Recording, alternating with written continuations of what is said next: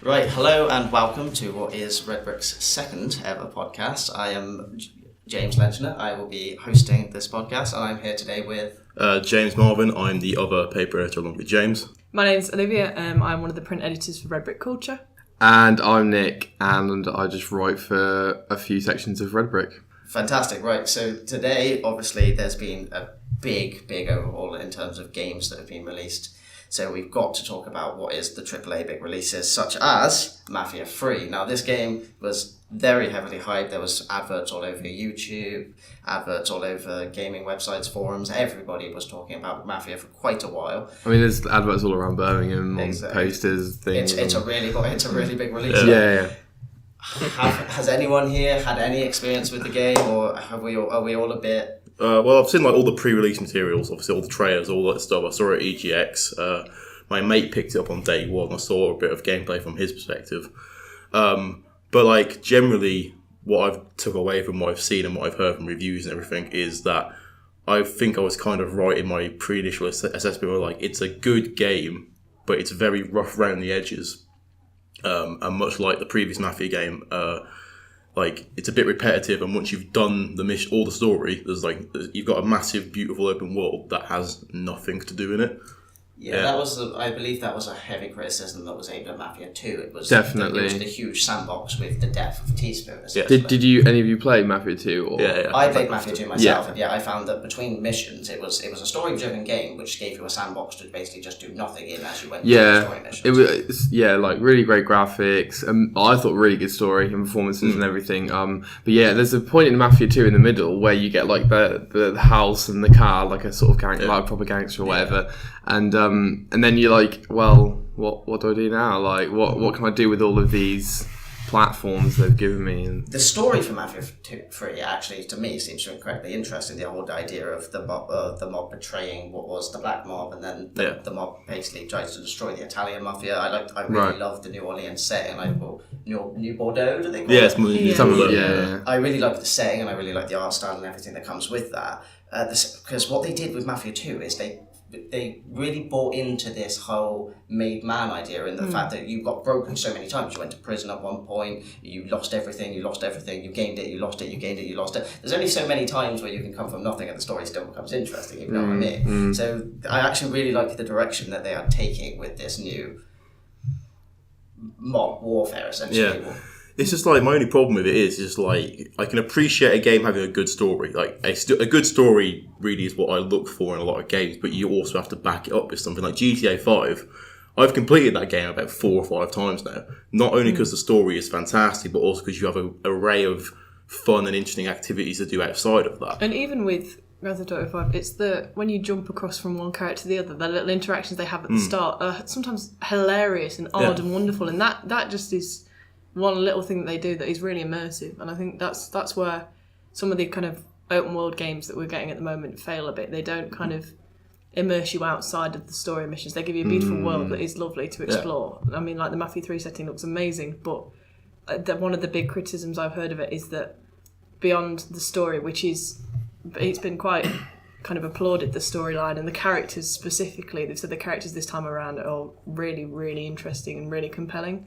But outside of that, there doesn't seem to be a lot of meat to the actual kind of what it seems to do around that. Like obviously in Mafia 2, like it was like chapter based, isn't it? Like, you know, chapter 1, chapter 2, chapter 3. They've just removed that loading screen, put in a big open world, but there's nothing to do in the open world. Right. And like, you know, it said that the story does seem really interesting. Like, there's even like a racial disclaimer at the start saying like, you know, we apologise for any racism in this game, you know, because we are touching on these issues. Apparently, you know, I hope, anyway, from what I've heard, it does approach those issues very well for a game.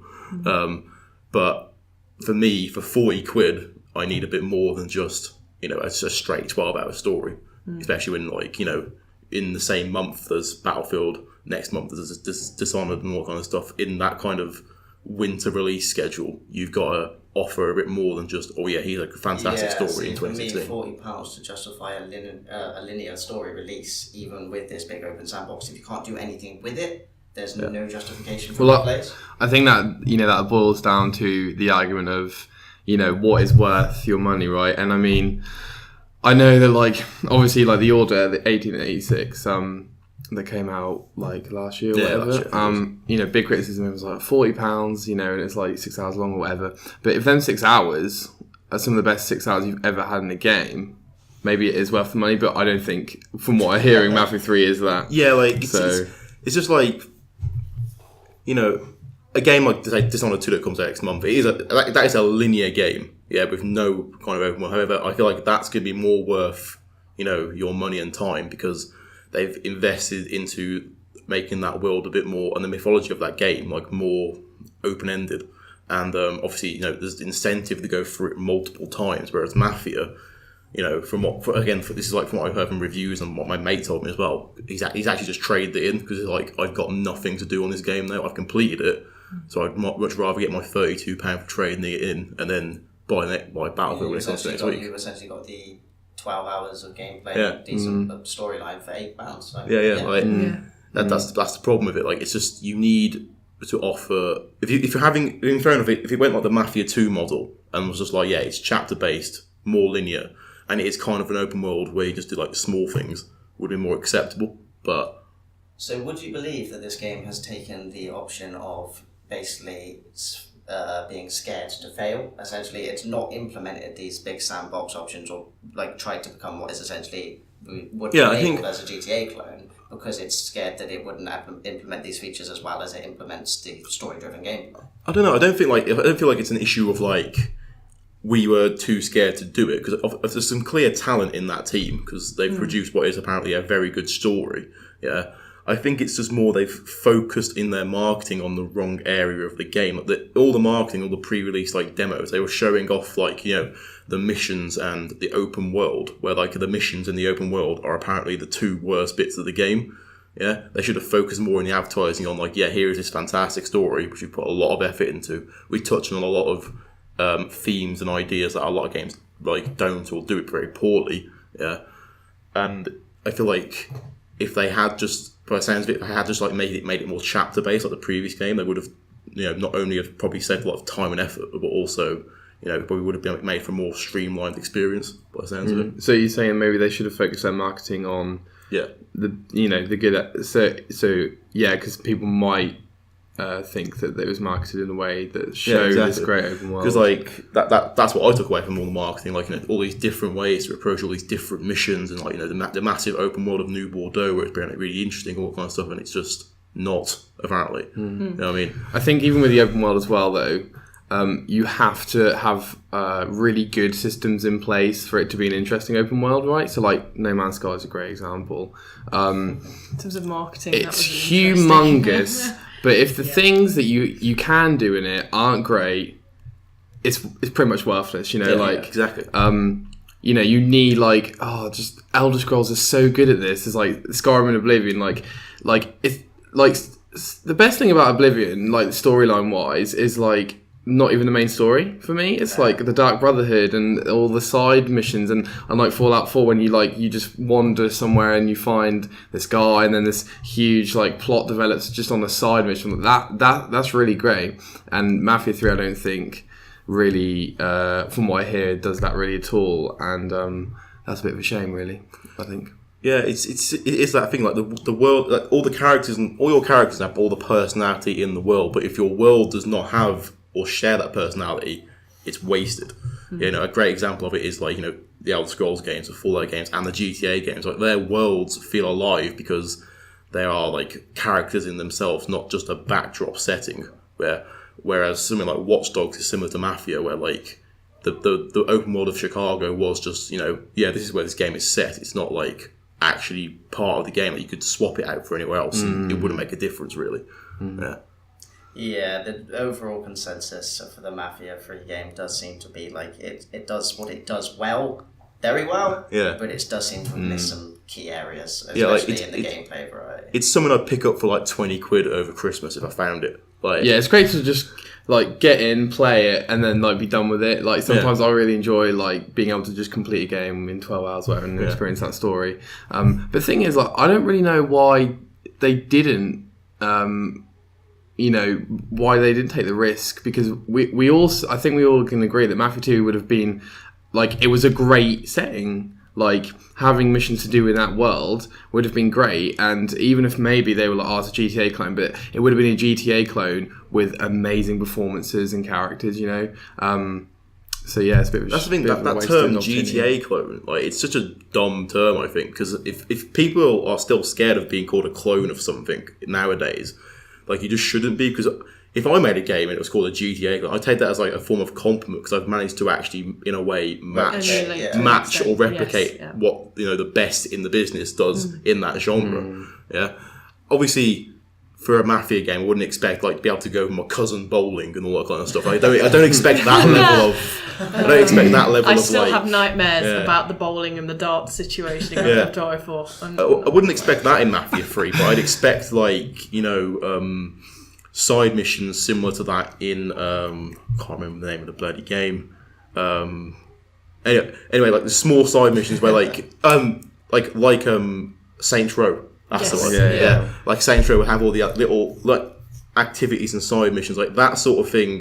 You know, offsets it perfectly. And Saints Row, I feel, is the second, possibly the best, but also definitely second best at like making that open world feel like alive. Even though like in the third and fourth one, they basically copied and pasted the same world. Yeah, but like did, still, even then, I think they pulled it off better than Mafia 3's done. I think for certain, Saints Row 3 for me was quite an important game in terms of me really kind of enjoying doing side missions, because to an extent, I mean, I was one of those people that I played Skyrim and I don't think I did the main story until I was a good 50 hours into the game, which is that was joyous to be able to go away, level up, just explore the world and then come back to the lore and the story of it, kind of what they call the major storyline in that game. With that experience of the world around it, it meant a lot more in terms of the decisions you're making and which kind of group you choose to side with, because I'd kind of spent that time, and that was a really nice thing to have the world so kind of realistically realised, to be able to then go out and explore rather than being constricted to the story. I had multiple playthroughs in Skyrim on my PC with mods, but like, I literally just disabled the main story, and still played it for hundreds of hours in that playthrough. And I feel like that's maybe a test of your game. If you can take out the main story, and it's still a relatively enjoyable experience, then you've got a good open world. But I feel like if you remove Mafia 3 story, you've got an open world where you can walk into a few shops. That's about it. It's like, I mean, to an extent, it's like LA Noire was. I mean, I love the story of that game, but again, the open world to a point. I just spent a lot of time fast travelling and getting my partner to drive me places. Yeah, exactly. I didn't feel like I wanted to drive across. Kind of the city. There was no point of them actually recreating the whole of Los Angeles, because I never felt compelled to drive from one end to the other. Like, get me a loading screen to get there in 2 seconds. Like, yes. It's very risky when you have a big open sandbox and you focus on the gameplay and you focus on the story and these elements, to just have the sandbox feel empty. But if you put stuff into it. A lot of these activities can just feel token, so it is very difficult to get a good balance. And the likes of Rockstar doing it with GTA and with Red Dead Redemption and the games like these, they do seem to find a good balance which people really enjoy.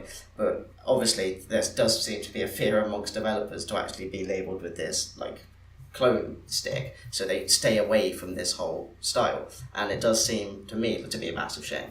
Yeah, it is, because like I feel like they've improved what was already good in Mafia 2 in Mafia 3, but they've not taken it any further, or like further, like far enough to actually just make it a wholly better game. Like you could have made it so there was more side missions. You could have done more things to do in the open. Like, did you ever play the Godfather game? I did not. I heard the second one was like quite good. Like in the Godfather game, like you had your main story. Yeah, you ran a mob. And you could go around literally by yourself and take out every single store in the game, take it over, rackets, all that kind of stuff. I love that kind of thing. And like, if a game from like 2006 and 8, its sequel, can do that, I'm not going to lie, it was ropey as hell, but it was still an enjoyable game. Well, Saints Row does that as well. Like you take over the city slowly but surely, and like you do that in Mafia 3, but like you do it through like repetitive mission structure. Like you go here, you kill some people. You go here, you kill some people. You go here, you kill some more people. Then you go here and you kill a boss. A little kind of it can be a little bit ropey in the newer Yeah. game. Kind of, sorry. Somebody was saying about the pistols and the hand-to-hand combat in Mafia 3 being the strongest part of the whole combat system. But you can, I know as well, I think I've read somewhere that there's the fast travel, there isn't a fast travel. There isn't a fast travel. Or If Mafia there is, 3? it's a really, it's a restricted one. I was reading a review somewhere, and that for me is odd in a big open world game a little bit. But I don't know whether they were trying to force people to go out and explore that it. seems like a way of forcing But people I to think explore the world.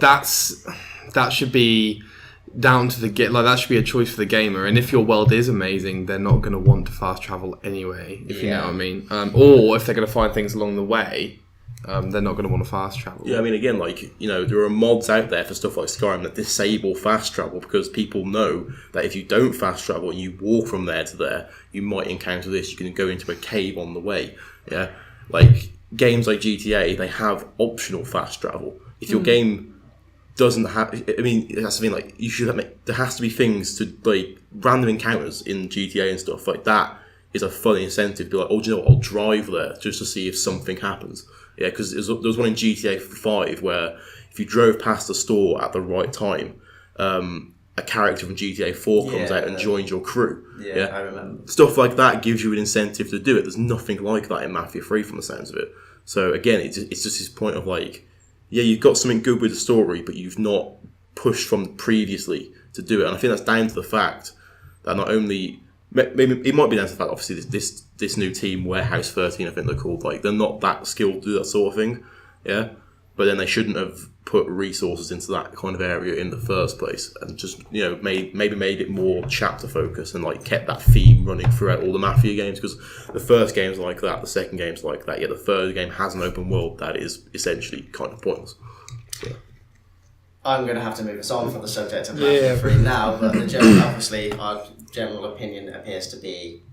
It's alright. It's good. Alright, yeah, a bit of a disappointment. Yeah. It could have been... I was excited just because I thought, we're going to get a proper Mafia franchise now, like regular installments, but I don't think it's going to be the case. It doesn't seem like 3 has done as much as 2 did to make you excited for a sequel. Let's just put it that way. Moving on to another big release. Now, this is a series I've never actually even played a single game in, but Gears of War. I believe it's still an Xbox exclusive. Yeah, it's Xbox and Windows now. You can't get it on PC. Okay. Yeah, so like, if you don't mind, so I love Gears of War. Like, it is one of my favourite franchises of all time. To sort of prep myself for Gears 4 release, even though I haven't actually played it yet because I haven't had time, I played all of the previous installments with my mate who never played them before. So we played co-op together, and I just forgot really how fun them games are. Horde mode is like the most obvious mode ever, and nobody created it until Gears 2, and now all the games do it, like Halo does it, and loads of games do it.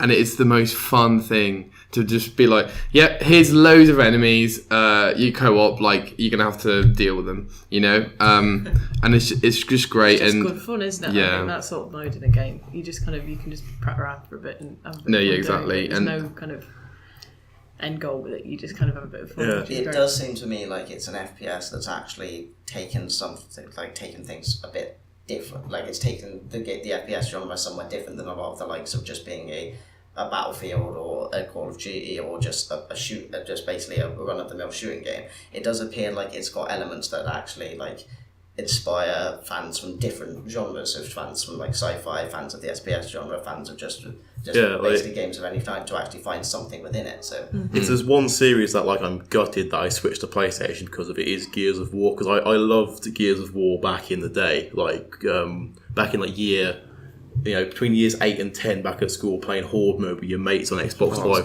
That was like living back then. But like 4 looks really good. I've heard nothing negative about 4. Like, the worst thing I've heard about it is they've put Horde mode into the campaign now. Like certain bits where you do like a mini Horde mode. Yeah. And apparently there are people saying, it kind of slows the game down a bit, but Horde mode's still fun, so who cares? Yeah. And that's the worst thing you can say about your game. That like, it's a bit, there's a fun bit in it that like kind of slows down the actual story, but I still enjoy doing the slow bit.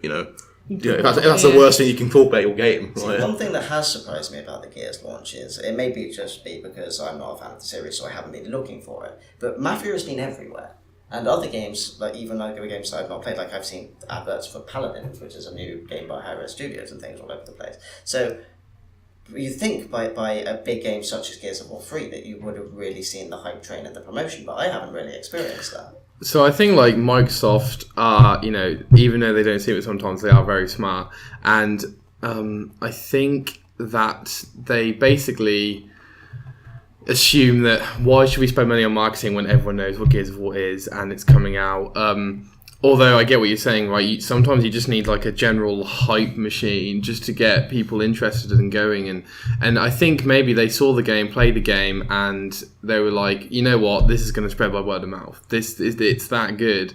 And to be honest with you, I don't think people are praising it enough because we're talking about one of the the most iconic exclusive franchises at the moment, and it's just had a relaunch and. And there's hardly anything negative to say about it.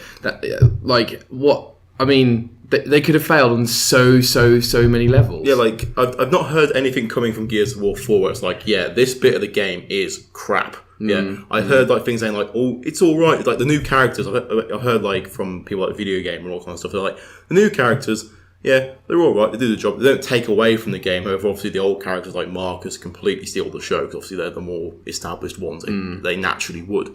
Yeah, but I'm really like it kind of makes me want to get an Xbox One. Yeah, even though I hate the system, just for that game because Gears of War not only is it something that from my childhood really that I've always played, but the new one, the graphics for at least the Xbox One, they look absolutely. I was actually amazed, having looked at kind of the pre-release trailers, and when there's always the little preface at the bottom that says not in-game footage, things like that. It was in-game cinematics, and I looked at that, looked back up, and was like, I can't believe that's in-game cinematics for this game. It looks amazing. Like, I've not actually seen it live on like a 1080p display or whatever. But like from what I've heard, it rivals games like Uncharted 4 in terms of its graphical fidelity, which I think for not only a console that is, weaker than the PS4 and stuff, but also just to actually match the game of Uncharted 4's, actual like motion capture and all kind of stuff is, again, insane because it's made by people who have not made a Gears game before, isn't it? So it's by the Coalition, which is like 343 Studios for Halo, which is basically, I think it's some people from Epic Games and some people from other studios, and they've come together. Oh, it was Black Tusk Studios, that's right. Yeah, it was Black Tusk, which was Rod Ferguson's studio, who is now the head of the Coalition. He was like a major director of the original series, and he's heading that up now. And like the Coalition is basically, going to be producing Gears of War games for the next few years or so, like 343 with Halo. Yeah, again, I feel like obviously 343 when they first made their first Halo game, they kind of cocked it up a bit, to say the least. But I feel like for the Coalition to take what is literally one of the most beloved third-person shooter franchises in history, one that literally when it first came out revolutionised that genre in terms of like the cover-based shooting and stuff. It's mad. Active reloads. It's mad. It's mad to think back in like 2006, people were getting hyped up about the fact that you could go behind cover and shoot things, and you could reload your gun in a special way. Like two very simple things that have literally become staples in certain other games. For them to take on a franchise that big, even if like some of them did used to work for Epic Games before, and make a game that probably rivals the best game from that old trilogy, is actually insane. I think they've done a very good job.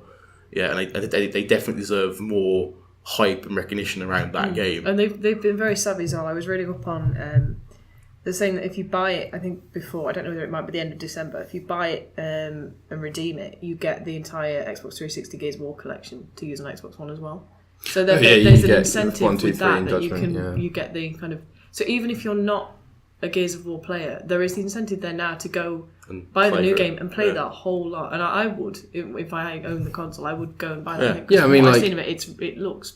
I mean, that's just so great. Like, why wouldn't you just allow the gamer to experience the whole saga? Because let's be honest, Microsoft isn't going to earn that much money anymore from the old games. They're pretty much worthless in terms of you'll get them for like £3-4 or whatever. So you might as well just give them the whole saga so they can catch up on what they missed out on for free. And then you capture that group of gamers that say, okay, it's a new Gears of War game. Does that mean if I haven't played the old ones that I won't get it? Now you've got that incentive there's for new no games reason. to pick it up. There's no reason yeah. to kind of say I perhaps won't get it because you can play the original. And I think that's a much better way of doing it than things like Uncharted and Dead Rising have done. Like, they've released the old games, but they've charged you like 30, 40 quid for them in total. Yeah. But if they're saying like, oh yeah, if you buy our new game, we'll give you all the old games for basically free. Yeah. Then that's like the smartest move I've ever seen in my life. Because like, obviously, when I first came over to PlayStation, I was looking forward to Uncharted 4, but I was like, I've never played an Uncharted game before. Oh, did you play Uncharted 4 without playing any of the No, others? I got the Uncharted collection for PS4. Because you have to. Yeah, you have to play them.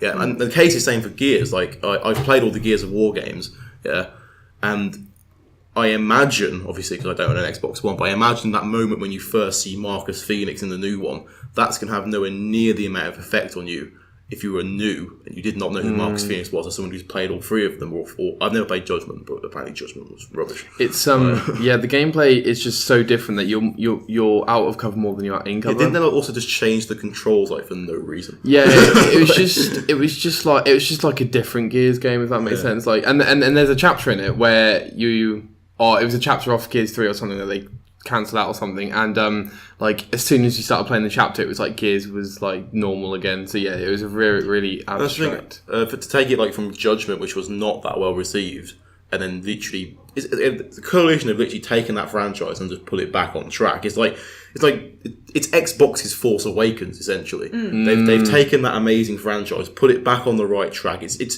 It's a bit of a repeat, maybe in some, because I've heard that as well. Like, apparently, like some of the story is a bit beat for beat, like Gears 1, like, you know, in some ways. But that's, again, I feel like if that's what you need to do, just to make it, yeah, here's a good one, and then all the rest of them from now on will be with these new characters a lot better. And yeah, they've done an absolutely amazing job, and I do want to get an Xbox One just for that game. Like, touching up on what you guys have just said about the whole release of the game and how well it's been received, you talk about the fact that nobody has actually mentioned that any one thing about it's especially bad, but flipping that on its head, has there been any mention of things being overwhelmingly positive? Like, is there any aspect of the games where people have said this is a move forward for the Gears franchise, or is it just more of the same? I've heard that the Horde mode has been improved on. They've basically, there's a new like financial system and how you earn money and how you spend it and how you like make support for, like you make little support things, so like you can make like little gates and things and turrets and stuff, and apparently they've improved on that. I don't actually like Gears Online. I find it a really awkward game to play against other players for some reason. It's very competitive. Yeah, it's just a strange game. Like third person cover shooter is quite hard to play online. From what I remember from the old ones, it was one of those games where you literally had to know everything about the game to be good at it. Like, you had to know the exact moment to bounce off of a wall with a shotgun to accurately take off someone's head in one shot. It's one of those kind of games where if you don't bother to learn it, you're going to be crap at it. There was like deep mechanics that you didn't really know. Like, apparently if you aim in while using the shotgun, it done like less damage. Then that's true. A bit weird stuff like that. But maybe like, even if it has no standout positives, maybe like the positive is that it's just not bad.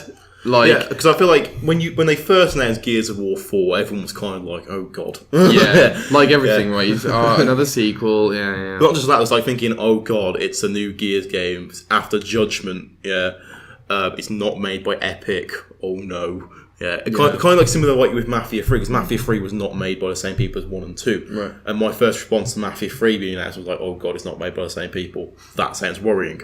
But I feel like they've taken that and just, and I feel like with Gears of War 4, they didn't deserve that, clearly, because they've seemed to have knocked it out of the park, basically. And the overwhelming positive that I've heard is that the online is actually insanely good, like similar to like Gears of War. I think Gears of War 2 was the pinnacle for online. They had a few hiccups around launch, but then I can't think the of beta a was recent. apparently terrible. I can't think of a recent multiplayer release that's gone stellarly well. Kind of, I can't think of any that haven't had a few hiccups. I think that's just the climate. Destiny launched pretty well, apparently. Yeah. Battlefield 1's going to be hell when it launches. Launched relatively. To be fair though, Overwatch, I think there was such a. They were expecting that. Blizzard. They got an eye open on that. It frustrates me when the game doesn't launch successfully on like the online service, because I think like, you do marketing, you do your research, you find out how many players are going to play it, you find out how many are probably going to buy it, and you set up for that, you know. And did anyone play GTA Online when it first Oh, launched? yes, Oh. yes. My God. It was a game of hit and miss. I think the launch of the online. It was basically hit and miss, wasn't it, for a couple of weeks? Actually, never mind a few days. Oh yeah, because it didn't. So they released the game, and then 2 weeks later they released it online. But is that was just because they wanted people to play the story, or? I think it was partly that. I believe the online just wasn't at a place that was ready, because you see how like botched the launch was, and like in terms of it was a good 2 weeks after the launch of the actual online before it became anywhat stable. And obviously, when the moment the online launched, everyone had the game, which was at the time I think it may still be, it was the best selling game of all time. Yeah, I think it still is. It's still in the UK video game charts 3 years after. Oh yeah, it was like number one the other month. It's still there. Whatever. Yeah, it's mental. This is the thing. It was so popular, and you think, a company such as Rockstar would have the server support. They knew how popular this was going to be. This broke all expectations, all records. Nobody expected it to be this popular, and of course, a large percentage of those people would have wanted to jump straight online when it came out, because for a sandbox game to have an online game and offer what the GTA Online was offering, people were incredibly excited for it. I mean, I was grateful for that 2 week break, because it did give me a chance to play a story. Like, if Battlefield did that when it launches, that would be great, because if I'm reviewing it, like, that would be very helpful. Yeah, I remember when it first launched, GTA Online, all my mates in the party, like 6 of us in a Xbox Live party, and just being stuck on that first race loading screen for literally about 3 hours. Yeah. No game, like, there's no way they could not have anticipated that it would have been that popular. I mean, it's GTA 5. Like, It was one of the most hyped game releases. Never mind for the online, but just in general, I think that I can remember. I can't remember a game where I've actually seen. Time I was in college, and I can't remember a game that I've actually seen people actively making an effort to go and buy before. Right. Like, people from my friends were people that weren't even big fans, like overwhelmingly huge gamers. They were still making an effort to go to a store and get a physical copy of this game. It's still being bought like that, because it's still in the top 5. It's always in the top 5. It bounces between 1 and 5 all the time, but it's still in the top 5 video game releases in terms of sales in the UK. To Rockstar's credit, and to kind of the credit of the developers and the people that are currently still working on that game, the content that they're putting out for the online stuff is insanely good. And like, it's all free. The stunt kind of pack that came out with all the different... It's just kind of all the custom maps that people have been making are hilarious and crazy and wonderful, but now that they've put kind of that into the game, it's up the ante a lot, and people are kind of rushing back to play each new update. They're doing a really good job of kind of holding their audience. They've set like a bar in terms of like how to do an online game, because they've released all these packs, like, you know, the Ill-Gotten Gains pack, the Hipster pack, the Stunts pack. Hipster? Yeah, they released something like Hipster Beach pack, something like that. There's a hipster pack. Yeah, great. They're releasing all these things. Like, they vary in terms of like how much content they offer. Some of them are just like clothes and items and cars. Some of them offer whole new game modes.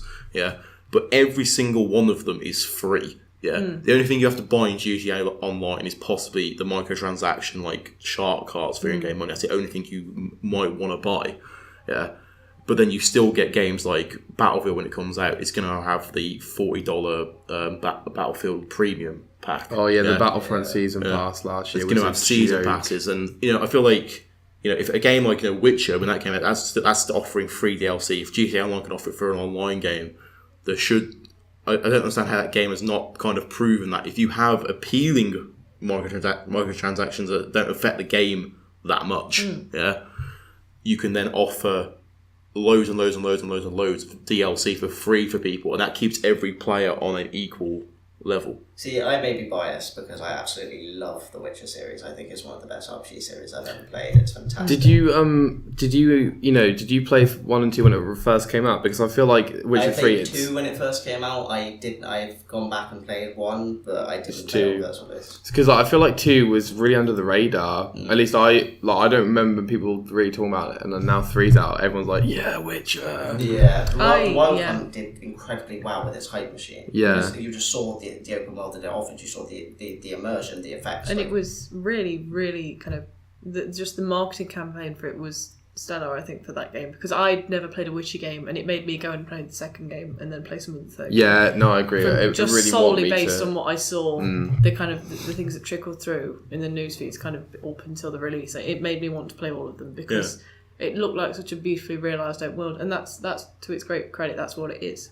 The Witcher series is fantastic. I'm incredibly biased. I love the Witcher Well, the thing series. like Witcher, like it's I've said it before, it's a series that I personally don't get on with and don't like in terms of actually playing it, but I can still appreciate what that series is, because like the third game, for as much as I didn't get on with it, I can understand all my friends and everyone else is like, yeah, it's insanely good because like the depth of the world, the characters, all that sort of stuff. I feel like it's just that like the kind of setting it is. I just don't really enjoy that, but you know, it's still an insanely good game, and the way they've handled it with all that free DLC This is and what stuff. I'm talking about. Yeah. The free DLC. I don't believe it was free. I believe it was a £10 extra loss for the launch for the season pass rather. But I took it because upon actual release of the DLC, the two major ones, Hearts of Stone and Blood and Wine, they were £12 to £17, I think, each. So a £10 on first release, it's an investment for saving like what turns into about £30 worth of extra DLC. And when they release these DLC, it's not like they're just releasing like a lot of people. You've got tons of free DLC and just cosmetic things like random weapons, like different armor for your horse, or just stuff that you make. Like, Horse armor, Oblivion. I love it. The Guardian horse armor is still up there with my favourite DLCs of all time. But they actually offered you tons of actual gameplay. They offered you what was really well thought out, and in Blood and Wine's example, an entirely new region, and a fantastic region. Tucson in Blood and Wine is my favourite region of The Witcher by an absolute mile. The story and just the art style and everything that they brought into that, it's fantastic to me. I just absolutely adore it. So to pay £10 on release for that, I believe is DLC done properly. Yeah, the thing is, like a game like Battlefield, I feel they do it. They're doing it a bit better this time around, because what they're doing is they've got your £40 premium, whereas you get like I feel like premium is worth it if you play a lot of Battlefield, but it's still quite expensive. It's probably for the diehard. Yeah, you get like 8 packs from it. Like have like 8 maps each. It's insane how much you actually. Is this the one? Battlefield 1? Yeah. Okay. Like with Battlefield 4, the premium for that was £40, but you got, I think it was 6 like map packs, had like 6 to 8 maps in them, each of them. Where if you compare that to like a Call of Duty one, Where it was it's like 4 maps. Like per, and it's like 3 of them for £40. Like, to be fair, I think with the Call of Duty series, I kind of fell out of them after kind of Black Ops, and I think that period, because for me that was where I stopped really not caring about them. I just kind of, they lost their kind of. I enjoyed them to an extent, but I enjoyed them. I always would play the storyline through, but I would play it through fairly quick and then never really think about it afterwards. I was kind of like, and that's and the problem with all these map packs and premium, even though I know for a fact I will buy Battlefield Premium for Battlefield 1, because I play a lot of Battlefield when it first comes out, and I will play it for years afterwards as well, because all my friends play it. But like, if you don't buy premium, after a while, that player base is split, and then split again, then split again, and split again. So you can only get like not a handful, but like relatively a handful compared to the original. Compared to the original user base who have all of the DLC packs, and they've tried to like mitigate that by every I think it's 3 months. They've said they're going to release like a free map. Like in December, a free map comes out called like Giants Fall, something like that. But like it's a weird halfway point, and I feel like if a game like GTA 5 can do it, I feel like you could offer less maps, but for free, and therefore keep everyone on that same level. Yeah, I think DLC, man, like the Shivering Isles for me is my favourite DLC ever. Amazing DLC, and unless it's literally up to that standard where it's a game add-on, like it is adding, like the Witcher 3 one that you talked about, it is adding gameplay, it is adding lots and lots and lots of things. Like I am a bit tired of like, here's a gun, here's another map. It's like, I mean, it was like the Hitman Absolution had that kind of, you could buy specific weapon packs and they'd be like kind of 80, 90 pence on Steam, but they started to build up. And then I think the worst example in recent years I can think of is probably the Sims series. Oh yes. Their DLC and add-ons and kind of you're looking up Yeah, to Steam. £25, £25 on Steam, where like you can like buy all the DLC at once for a game.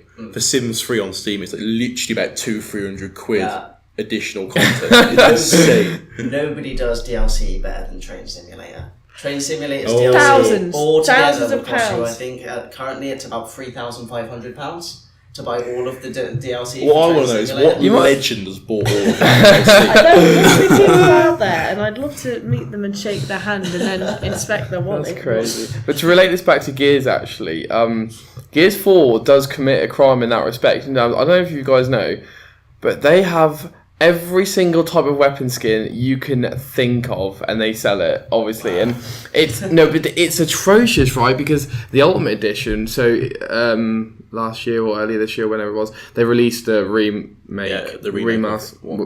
of Gears 1.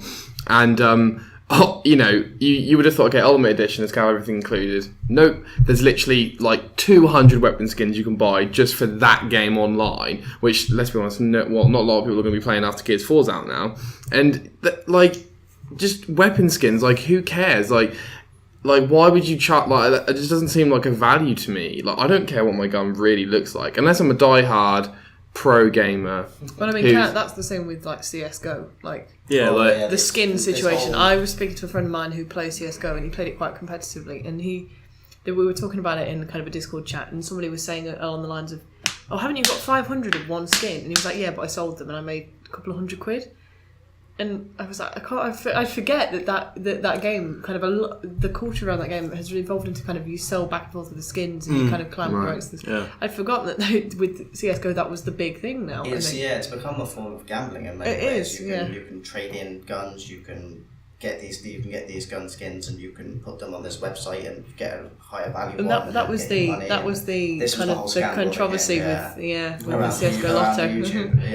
Well, the guys who own the gambling site, they own the gambling site and showed all this footage. Yeah, that's terrible. Of them saying, "Oh, look at this! I want this guns," and essentially encouraging what it is incredibly a very young fan base to go and essentially start gambling. Yeah, and I think the thing with disclosure as well, in terms of that, the people that do it quite well, people like, Jim Sterling does it. He Total Biscuit do it. They in the middle of the video just pause and will just really obviously go, "I did, full disclosure, I did once work with this person on this project," and then he'll just move on. But he puts it in the kind of the video description. And he doesn't shove it at the bottom under a load of... Yeah, no, they need to say... That's the thing with the YouTube guidelines now, particularly with... They've really cracked down on the gaming things. If it's you're sponsored, you have to disclose that. Yeah. And it can't be tucked away. Yeah, it has to be... Like, I heard PewDiePie got sponsored by Shadow Mordor, so he was saying it was a great game. Fortunately, that game is actually excellent anyway. Yeah, I enjoyed it. But yeah, he was like, oh yeah, it was in the description. It was like, no, you say at the start of the video or whenever it was relevant,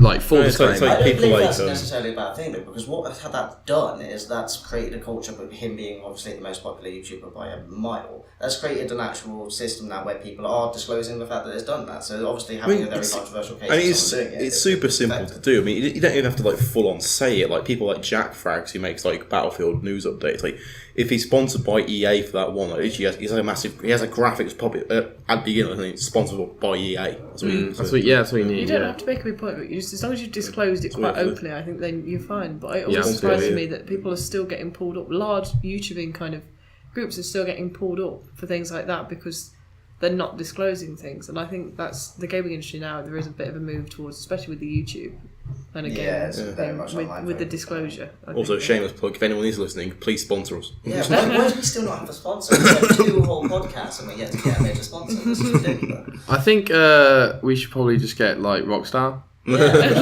we should literally just send out some emails and be like, "Hey guys, we're doing incredibly amateur content. Come on." The best amateur content. Yeah, the best.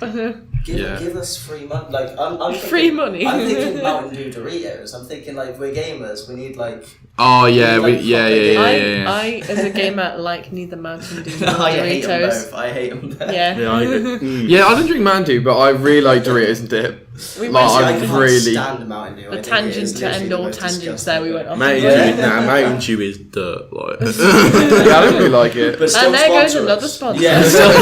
It's awful. Sponsor.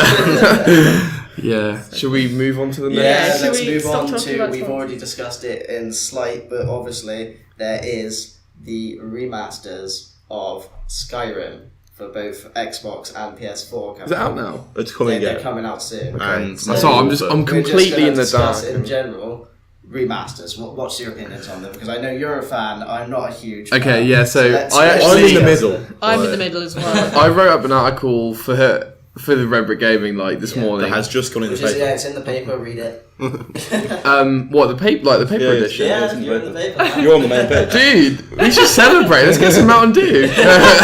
You're on the main page, like next to the top 5 remasters. You guys, that's cool, man. So just a quick positive, I suppose, for me as someone who, for some reason, because I'd done A levels, so I couldn't really play that many Xbox 360 games on release. So when they were all coming to Xbox One, I was like, this is fantastic. Like, I get to play Borderlands 2 in the pre-sequel on my Xbox One because I missed out, and that's a great opportunity for me. At least I thought it was. Obviously, though, there's the argument,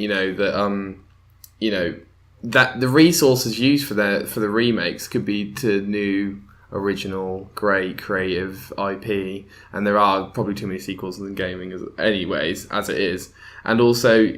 Oh yeah, the leverage that Activision are using for the Modern Warfare remaster to make people buy Infinite Warfare is not okay. That's not okay to me. I love Modern Warfare. Let me buy the remaster of Modern Warfare. Especially when it's independently. obvious that a few months down the line they will release it separately. Exactly. And the thing is, there Exactly. will people that will then that rather than wait kind of the months that it will take for them to go, okay, guess what we're doing? We're releasing it surprise, and everybody goes, but it's not a surprise. We knew that was going to happen. It's a month. Yeah. People exactly. will buy into that game. There's no getting around the fact that it's it was what I think for a lot of people it's kind of the Call of Duty game that they go back to. That they Oh, it is. It changed changed the face of the gaming industry. I mean, Modern Warfare was great. See, the big thing that came out when everyone was slating the hype trailer for this debate, and they were saying, "Oh, nobody's going to buy these two games for $90, I think it was the figure. Something like that. It's like 70 quid. Yeah, and they were saying, "Oh, this is the most disliked gaming video of all time. This is never going to do well commercially." What people do on YouTube and say, and what they do with their money, are very different things. And the gaming industry knows this. FIFA knows that they don't need to change all that much between renditions of their games, and they can have faults in their gameplay, and they can have things that drives gamers absolutely nuts, and they'll still have incredible sales figures. So I believe that these incredibly high sales figures actually, maybe I'm wrong, and maybe these games companies are trying incredibly hard and they're trying to fix all these problems and they just can't, and I'm just completely clueless to this. But it seems to me like they're not trying. They're not trying to hide the fact that they're just trying to get every single penny that they can out of gamers. I feel like with me with remasters, it just depends on the game. Like I recently bought Dead Rising 1 and Dead Rising 2 off the record. They're two of my favourite games from last generation, and Dead Rising 2. I've not bought that one yet though. But I bought them because I remember being like, when I was a kid, they were fantastic games. And I have no means of playing them now. My 360 is dead. And I don't have a laptop or PC powerful enough to run them on the PC versions. So when I saw them on there for 15 quid each, I was like, screw it, I'll pick them up. Yeah. And it's the same with all the remake. Like Dishonored, I bought Dishonored 1 as well because, like, again, I have no means of playing it and I want to replay that one before it comes out again. However, I would not buy something like the Darksiders 2 one, because not only do I have no interest in Darksiders 2, it feels like a game that wasn't ever big enough to require a remaster. When the remasters are used to test the waters, they're like, oh, is this franchise still like? Do people know about it? Do they care about it? Oh, we'll just re-release it and see how the remaster does. I think it then gives a bad name to other remasters that are really trying. Like I think the Gears of War Ultimate Editions are great. Like a good example. Modern Warfare is a good example. A BioShock Collection. Apparently the graphics have been improved quite significantly. I feel like when you do it to a game that is a world-regarded classic, and then you can push it out, and then everyone can just experience it again at a current generation level. And you reach a new generation of gamers as well with this kind of Yeah, Which because I think when it's done well is when you kind of open it up to a new generation. It's not just a remaster for the sake of kind of hoping a few more people will play it. When it's actively for people that love the game as well as because like COD players now would not most likely have not played. Like, who are our age when we first started playing? No, COD. they definitely haven't played Modern Warfare. They would not have played Modern Warfare. However, this gives them a chance to play Modern Warfare Realise at where a it came standard from. that they recognise as like a good graphical standard and still experience what made that game an absolute classic. See, to me, if you're looking for someone who does remasters properly, and this may surprise people because people don't really talk about this developer much anymore because they have kind of fallen off of it, but it's Nintendo. Nintendo released Ocarina of Time, which was one of the highest rated N64 games of Yeah, it's an amazing game. It's an amazing game. In 1996, I think. Yeah, something like that. And they re-released it a couple years ago for the 3DS on launch. It was when I picked the 3DS up, it was the launch title. And I played it, and it's fantastic. And it's a game where they haven't had to change much. They've literally just updated the graphics, updated the feel, updated the actual quick question, flow of it, and it works. Quick question, sorry, on the graphics. So they have updated the graphics because I thought they looked like the same as the original version. They'd done a bit of polish. It was the same. It was definitely obviously the resolution. Same models and things. The same models were there because they wanted to keep that whole traditional feel. Right. But it was definitely the polish and the graphics and things. They were improved. Okay. Like if you compare the two, there's no doubt about it. I think the main thing is the N64 had an incredible way of making everybody look like they were just rectangles attached to each other. Like cuboids with arms or whatnot. And that's not a problem with I feel like that's also another measure of how good how much a remaster is worth of your time. Like, I'm not gonna lie, I bought them, but the Dead Rising remasters in inverted commas, are literally they've made it full 1080p and the textures on Frank's jacket look a bit nicer. That's literally about it. Yeah. Whereas with like Modern Warfare Remastered, if you compare that side by side, yeah, exactly, it is like literally insane how different it is. If you look at Skyrim Special Edition, for console players anyway, I know PC players they can mod everything. For console people, that is an insane improvement. See, I completely disagree because I'm one of the world's biggest fans of the Elder Scrolls series. I love the Elder Scrolls series. Me too. I pull thousands easily of hours into the renditions of the Elder Scrolls games. I think they're arguably the best series ever. I think it's probably my favourite game series of all time. Yeah. It's fantastic. Yeah. But I don't agree with the idea of remastering Skyrim. It's a game that came out in 2011. It does not need remastering. No, I don't think it needs remastering. But I tell you why they've done it. I think the reason why they've done it is they know for a fact that they're not going to make another Elder Scrolls game until like another 3 years or 4 years from now. It's going to be a while. It's going to be a while. Yeah. So I mean, so what they've done is they thought, do you know what? We'll keep them a bit interested in Elder Scrolls. We work on whatever. Yeah, because obviously you got to remember Bethesda. They make Fallout. They make Fallout. Thingy. They don't make it. But they publish loads of other games as well. They publish Wolfenstein. Oh, did you guys play Doom? Oh, it's so good. Yeah, Doom.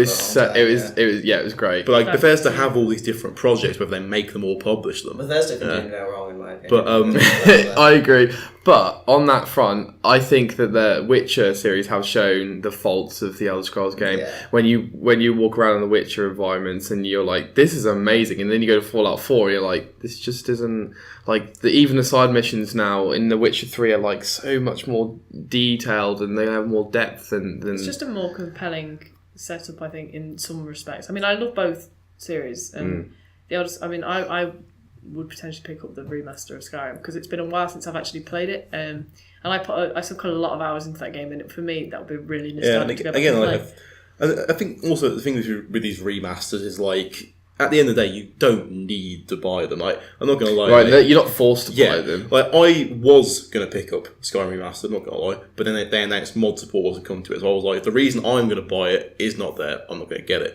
Wait, so is mod support not coming to this special? No, it is now. Okay. They've re-put it back in, but a bit more limited than the Xbox version of modding.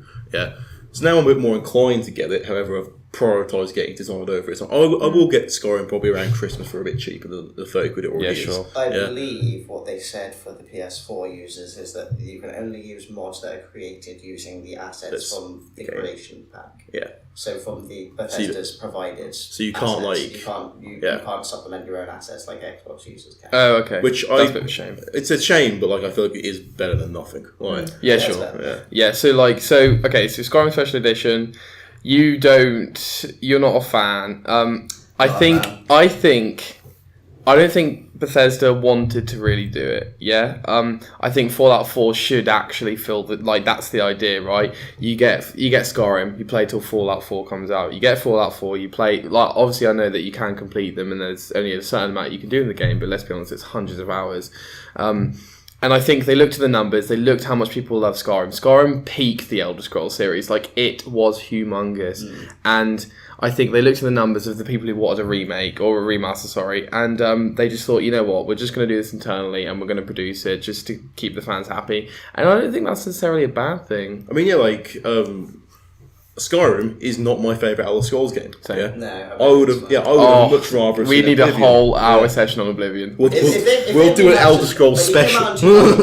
We should in all Oblivion, I would buy it today. Oh yeah, same. I actually would do the same with Morrowind. I love it. But again, I think it was wonderful. Is that I feel like they've also had to look at what games they could remaster and been like, right, what's going to take the least amount of time and the least amount of money to do Skyrim, because all that is they've put it onto Fallout 4's engine. That's all they've done. Literally, that's what they've done. Yeah, you can't put Oblivion or Morrowind onto Fallout 4's engine. That would literally require you to remake the game. And that's the thing. A remake is different to a remaster. Yes. Yeah, like they remade Ratchet and Clank. Yeah, but they remastered Skyrim. Yeah. No, yeah, and I get what you're saying. It's a very recent game, and. But being honest, I'm actually going back on my 360 now and going to play all the games I missed. So you guys are gonna be shocked about this. I haven't played GTA 5 or Red Dead Redemption. Oh, really?